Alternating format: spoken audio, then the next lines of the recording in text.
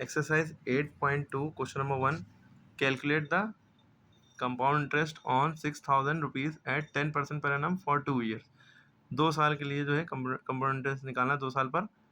ये जो लिखा है ये कंपाउंड इंटरेस्ट नहीं है, calculate the compound interest on लिखा है, ऑन इतने रुपीज़, ये प्रिंसिपल है जिसमें परसेंटेज लगा होता है, वो रेट होता है, और टाइम जो है ईयर्स में लिखा होगा या मंथ में लिखा होगा, ये 2 ईयर्स, यानी कंपाउंड इंटरेस्ट निकालना है। ठीक, अब आपने देखिए सारी चीज़ें नोट कर ली, क्या क्या दिया है, कंपाउंड इंटरेस्ट निकालना है, और दिया क्या क्या है, प्रिंसिपल दिया है ये 6,000, रेट 10%, टाइम 2 ईयर्स, टाइम को एन भी कहते हैं, याद रखिएगा। ओके, कंपाउंड इंटरेस्ट का डायरेक्ट फॉर्मूला आप लगा सकते हैं, क्योंकि कंपाउंड इंटरेस्ट का फॉर्मूला होता है अमाउंट माइनस प्रिंसिपल। ऐसे भी फॉर्मूला लगा के फिर अगले स्टेप में अमाउंट की वैल्यू ये होती है, अमाउंट का फॉर्मूला होता है प्रिंसिपल 1 + r/100 की पावर n माइनस पी। आप ऐसे भी कर सकते हैं, और डायरेक्ट इसको सॉल्व करके बस आंसर निकल आएगा। वरना दूसरा तरीका हम आपको बता रहे हैं कि पहले आप चाहे अमाउंट निकाल लिए, चाहे आप ये वाला फॉर्मूला लगा दिए, खाली पहले अमाउंट निकाल लें, amount equal to principal 1 + r/100 की पावर n। जब अमाउंट की वैल्यू निकल आएगी नीचे, ये दूसरा सवाल है एक्चुअली, अमाउंट की वैल्यू निकल आई, फिर उसके बाद कंपाउंड इंटरेस्ट का फॉर्मूला लगाए, अमाउंट माइनस प्रिंसिपल, यानी अमाउंट की वैल्यू निकल आई, अलग निकाल ली, फिर प्रिंसिपल उसमें से माइनस कर दिया।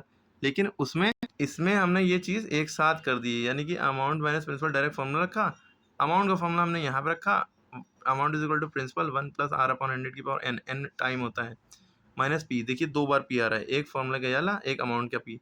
अब प्रिंसिपल की वैल्यू देखिए 6,000 है, यहाँ भी रखेंगे, यहाँ भी 6,000 रखेंगे। ठीक, 1 + r की वैल्यू 10 है अपॉन 100, फॉर्मूले में आता है, n की वैल्यू 2 है, n माने टाइम होता है। ठीक, रखा, इस जीरो से ये जीरो कटा, बचा हमारे पास 1 + 1/10 का स्क्वायर माइनस 6,000। ठीक, फिर इसको सॉल्व करने के लिए याद रखिएगा, बहुत से बच्चे यहाँ पे कंफ्यूज होते हैं, इसको सॉल्व करने की ट्रिक ये है कि बस आप इससे, इस 10 से इसको मल्टीप्लाई कर दिए, क्रॉस मल्टीप्लाई, 10 × 1 = 10, यहाँ पे 10 हो गया, 10 + 1, 10 + 1 कितना होता है, 11। हमेशा ऐसा ही करेंगे, इसको सॉल्व कैसे करेंगे हमेशा, बस यहाँ पे आते ही कि इसको इससे मल्टीप्लाई कर देंगे, जो आएगा इससे ऐड कर देंगे।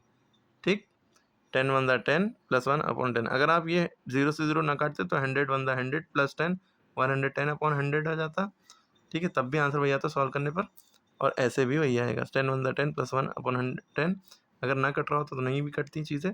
तो 11/10 का स्क्वायर माइनस 6,000, इसको कैसे सॉल्व करेंगे, 11 का स्क्वायर 11 × 11, 10 × 10, नीचे दोनों पे स्क्वायर लगा, इस पे भी इस पे भी। अब देखिए ये जीरो कटा, ये जीरो कटा, इससे ये क्यों कट गया, क्योंकि बीच में इन लोगों का मल्टीप्लाई है, इस जीरो से ये जीरो नहीं काट सकते क्योंकि बीच में माइनस है, ये याद रखना है। अब आपके पास 60 बचा, इंटू 11, पहले आपने इन दोनों का मल्टीप्लाई किया, ये आया, फिर ये बचा था, इससे फिर मल्टीप्लाई किया, ये आया, ये लिखते चले गए। अब इससे इसको माइनस कर दिया, आंसर आ गया। Okay, not that. कोई डाउट हो तो कमेंट में ज़रूर पूछा करें। वीडियो 2 बार देखने से बहुत अच्छी समझ में आएगी, क्योंकि एक एक बात पे ध्यान देंगे जब